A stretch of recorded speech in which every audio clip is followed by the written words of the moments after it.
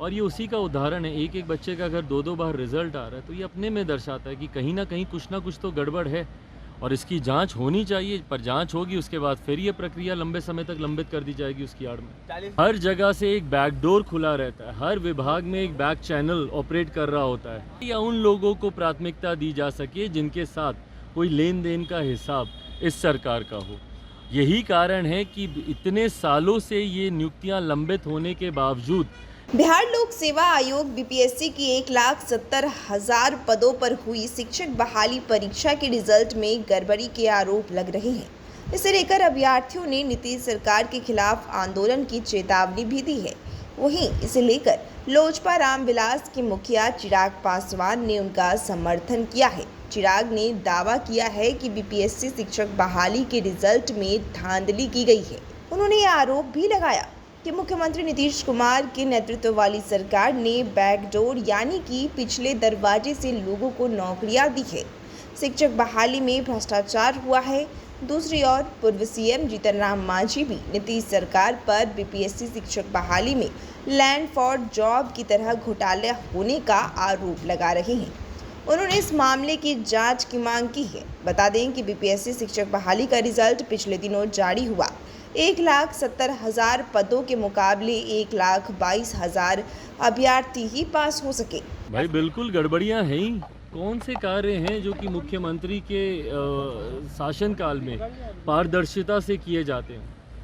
हर जगह से एक बैकडोर खुला रहता है, हर विभाग में एक बैक चैनल ऑपरेट कर रहा होता है कि भाई किस तरीके से भ्रष्टाचार के माध्यम से अपने लोगों की नियुक्ति उसमें कराई जा सके या उन लोगों को प्राथमिकता दी जा सके जिनके साथ कोई लेन देन का हिसाब इस सरकार का हो।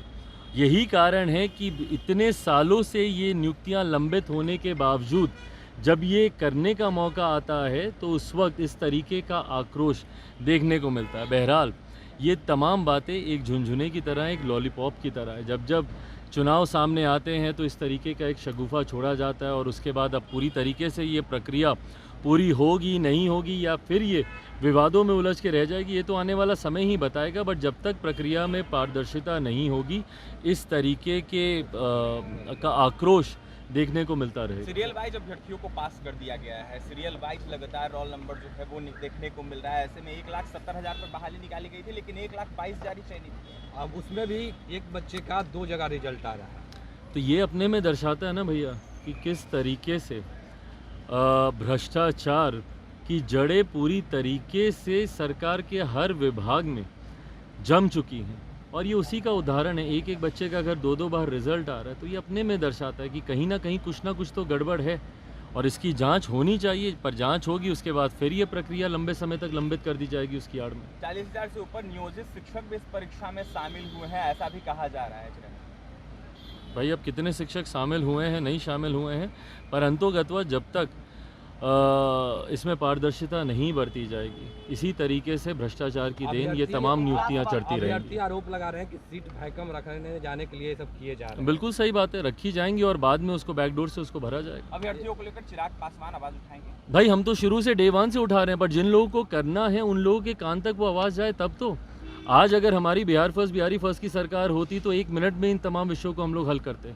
पर जिनको करना है, जिस विभाग की ये जिम्मेदारी है, उस विभाग के ना मंत्री का इस दिशा में ध्यान है ना उनकी प्राथमिकता में ये है। और मुख्यमंत्री का तो आप लोग जान ही रहे हैं कि उनको इस बात से कोई फ़र्क ही नहीं पड़ता, वो जातियों में समाज को बांटने में व्यस्त है।